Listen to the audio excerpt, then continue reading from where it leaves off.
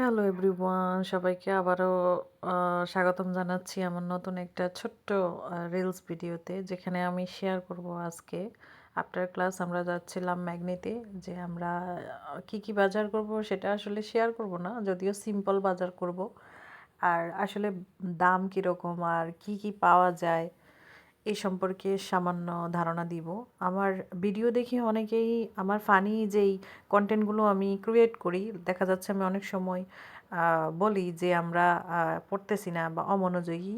তারা আসলে ভুল ভ্রান্তিতে আছেন। অনেক সময় অনেক কন্টেন্ট আমি জাস্ট নিজের মনের খুশিতে বানাচ্ছি, সবগুলো কন্টেন্টেই আসলে আমি নিজের মনের খুশিতে বানাচ্ছি। এবং এটা কখনোই প্রুভ হয় না যে রাশিয়া আসার পর আমি পড়াশোনা করতেছি না। আপনাকে পড়াশোনা করতেই হবে। আফটার অল আপনি পড়াশোনা করার জন্যই তো আসতেছেন, তার পাশাপাশি কিছু চাকরি বাকরি করবেন, নিজেকে একটু উন্নতির দিকে নিয়ে যাবেন, এই তো। তো কথা বলতে বলতে আমি ম্যাগনিতে চলে আসছি।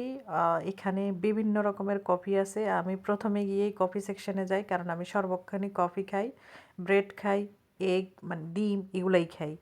তো আপনি খুব কম দামে এখানে ব্রেড পেয়ে যাবেন, 20 টাকা থেকে শুরু হয়ে এটা 100-150 টাকা পর্যন্ত আছে। আর হরেক রকমের কফি এখানে হচ্ছে, আপনি খোলা পেঁয়াজ পাবেন, আবার হচ্ছে একসাথে সব কিছু কেজি হিসেবেও পাওয়া যায়। তো আমরা যেহেতু স্টুডেন্ট, আমরা আসলে আমি বিশেষ করে আমি আর আমার যেই ফ্রেন্ডরা আছে, আমরা আসলে খোলা জিনিসগুলাই নিই, কারণ এগুলো অনেক দাম কম। তো সেক্ষেত্রে এটা আমাদের জন্য ভালো। আর রাশিয়াতে এসে আপনি যদি নিজে রান্না করতে না পারেন, তাহলে আপনার অনেক টাকা খরচ হয়ে যাবে।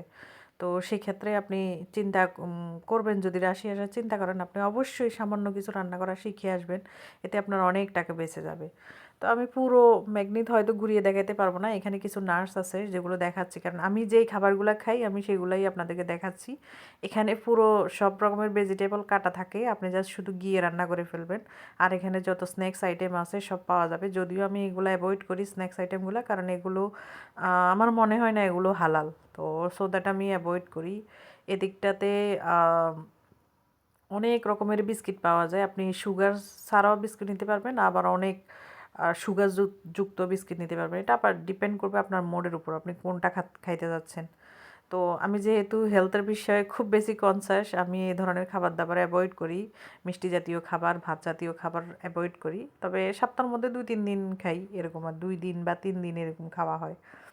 তো যারা অনেক ভিডিওতে আমি দেখেছি রাশিয়াতে চালের দাম অনেক, চালের দাম অনেক, কিন্তু সেটা আমি এখানে এসে বুঝতে পারছি যে এই যে দেখেন 32 মানে 32 টাকা দিয়েও আপনি চাল পাচ্ছেন। এটা একটু আঠালো টাইপের, এটা খেয়ে হয়তো আপনি মজা পাবেন না, বাট আপনি 60 টাকা যদি বাজেটে রাখেন, এই যে 60 টাকা দিয়ে এই যে বাংলা যেটা মোটা চাল বলে আর কি আমাদের বাংলাদেশে, এই মোটা চালটা খেতে কিন্তু পুরোই বাংলাদেশিদের মতো।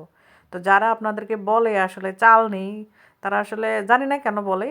এই চালটা পুরোই একদম ওই যে 59 রুবেল। তো বাংলাদেশে হয়তো আপনার এটা 60-70 টাকা পড়বে কেজি, আপনি অনায়াসে এটা, যারা বেশি ভাত খান তারা 2 দিন খেতে পারবেন, আমার তো 1 সপ্তাহ বেশি যায়। এই তো। আর এখানে হচ্ছে যে ডিম, হরেক রকমের ডিম পাওয়া যায় রাশিয়াতে, আপনি কোন টাইপের ডিম নেবেন। C2 টাইপ সবচেয়ে দাম কম। তো আমরা বেশিরভাগ C2 টাইপ খাই, মানে ওই ওই সাইজের ডিমগুলা একটু ছোট হয়, এই তো। তো আজকে এটাই শেয়ার করার ছিল। ধন্যবাদ সকলকে।